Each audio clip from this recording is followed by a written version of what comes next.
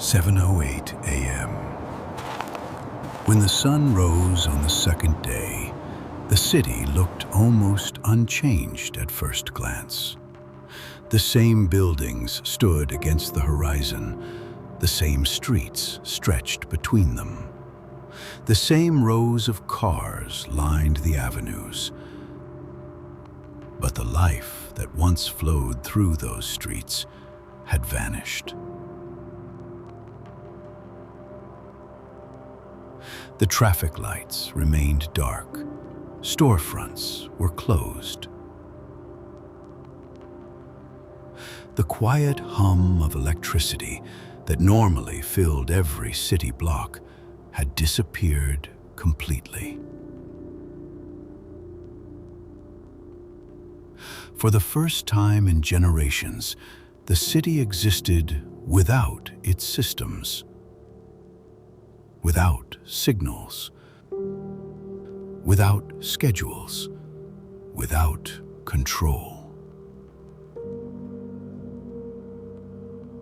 From the rooftop, the streets below looked like a photograph of a place that had suddenly been paused. A lone figure moved slowly between the buildings. A man wearing a yellow jacket and a mask, carrying a heavy backpack, walking carefully through the silent streets.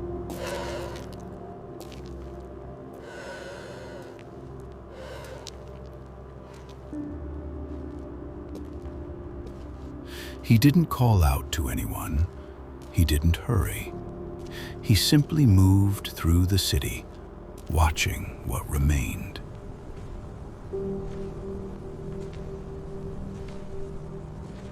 The second day had begun. 8:41 a.m. As the morning light spread across the skyline, people began stepping outside.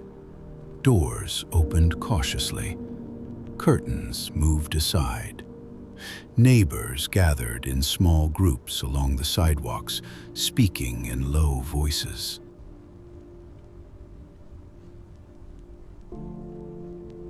Some stared at the endless lines of abandoned vehicles that had never moved after the blackout.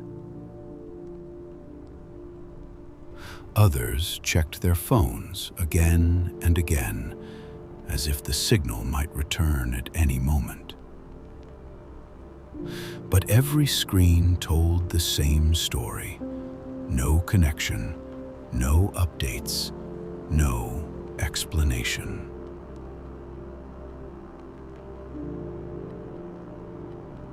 Without electricity, the city had lost more than power. It had lost its ability to understand itself. The man continued walking through the slowly awakening streets. 9:52 a.m. By mid-morning, the city had begun trying to function again. Drivers returned to their vehicles, hoping that traffic might somehow restart. Engines turned over, doors slammed.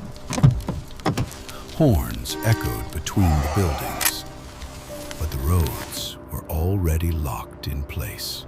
Hey, over here! What's happening? Get us out!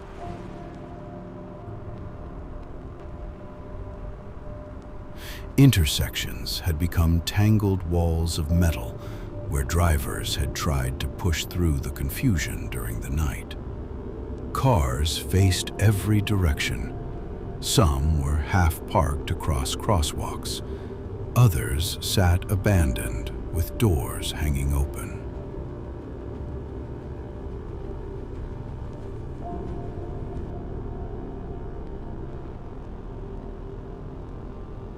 People leaned out of windows, shouting at strangers they had never met before.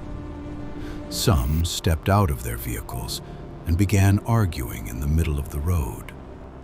Others simply walked away, realizing that driving through the city was no longer possible. The masked figure moved quietly between the stalled cars, stepping over scattered bags and broken glass that had fallen onto the pavement sometime during the night. Above him, windows were filling with faces.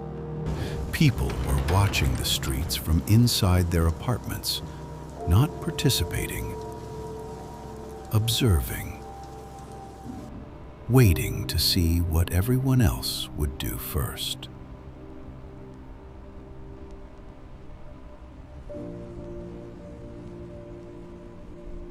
"11:18 a.m. Rumors began spreading before noon. Without information, every conversation turned into speculation. Some people believed the blackout was temporary. Others insisted the power grid had collapsed across several states.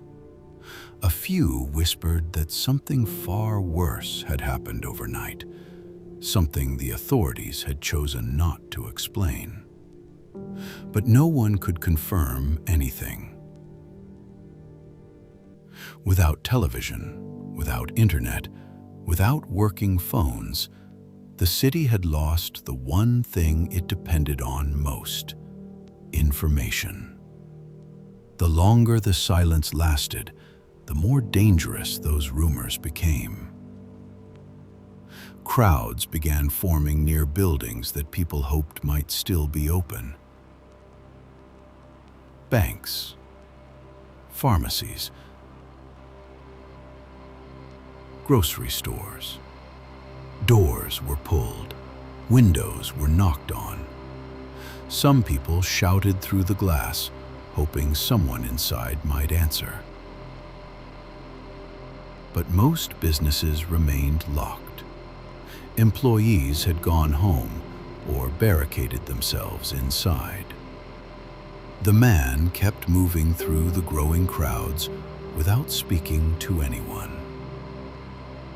12:47 p.m. By early afternoon, the tension that had been building since morning finally began to surface. Drivers argued beside their cars in intersections that no longer had rules. Voices grew louder. Small disagreements turned into shouting matches. One man shoved another near the front of a stalled traffic line. A group gathered around them quickly, not to help, to watch. The city was no longer a calm. It was restless. The masked figure walked past the crowd without stopping. The streets ahead looked no better. Everywhere, people were trying to solve the same impossible problem: how to keep living in a city that had stopped working. 2:16 p.m. The first large crowd formed outside a grocery store several blocks away. Word had spread quickly that the doors had been opened earlier that afternoon. People rushed inside.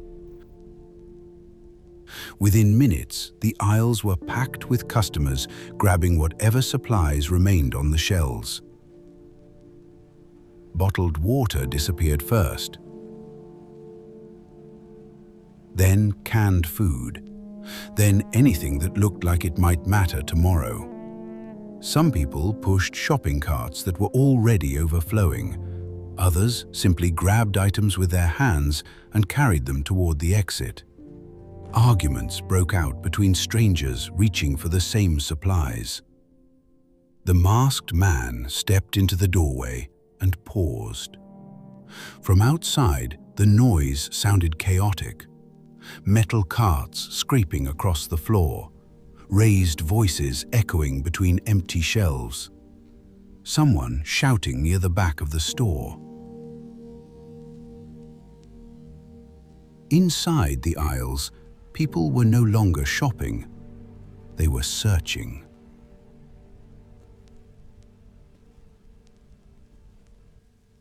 "3:02 p.m. The tension finally broke.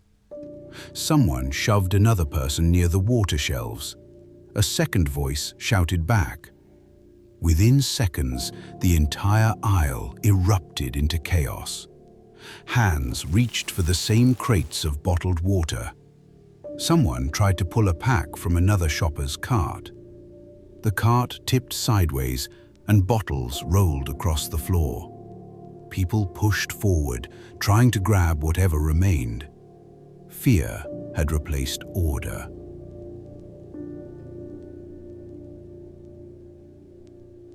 The masked figure bent down and picked up a few cans that had fallen near the entrance. He slipped them quietly into his pack. Then he stepped back outside. Remaining inside the crowd felt dangerous now. Behind him, the arguments inside the store grew louder. 4:58 p.m. As the afternoon dragged on, smoke began rising from several streets across the city. At first, the fires were small. Someone lit a trash barrel beside a building. Another group burned cardboard and broken furniture to stay warm. But as the hours passed, the fires grew larger. A car burned near one intersection. Further down the street, flames climbed through the shattered windows of an abandoned storefront. Dark smoke drifted slowly above the rooftops, like signals rising into the sky. The man continued walking through the growing haze. The smell of smoke mixed with cold air as the sun began lowering behind the skyline. 7:21 p.m. When evening arrived, the city changed again. Small groups gathered around metal barrels filled with fire. Some warmed their hands, while others spoke quietly about the rumors that had spread throughout the day. In several neighborhoods, people had begun organizing patrols. Flashlights moved through the darkness.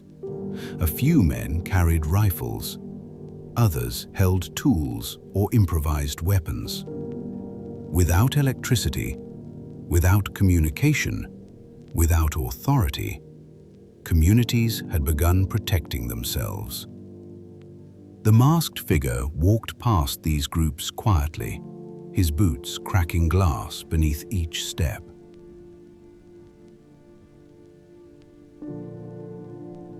8:43 p.m. At one intersection, two groups faced each other across the street. Flashlights cut through the darkness. Weapons were visible in the firelight. No one fired, but the tension hung in the air like a storm waiting to break. The man moved between them without stopping. From several apartment buildings, silhouettes watched the streets from behind curtains.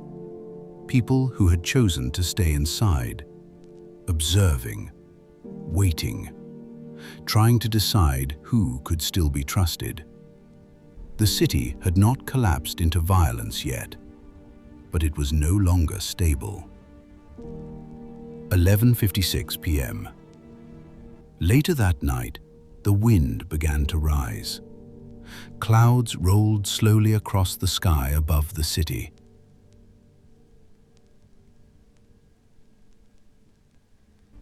The masked figure returned to the rooftop where the day had begun. From there, the entire skyline stretched out before him. Small fires burned between the buildings. Occasionally, lightning illuminated the streets for a split second. Each flash revealed more smoke, more broken glass, more silence. The world below had not ended, not yet. But something essential had already begun to disappear. Trust, order, the fragile systems that once allowed millions of strangers to live beside one another. And when the third day arrived, people would stop waiting for help. They would stop believing the systems would return. And when that moment came, survival would become the only rule left.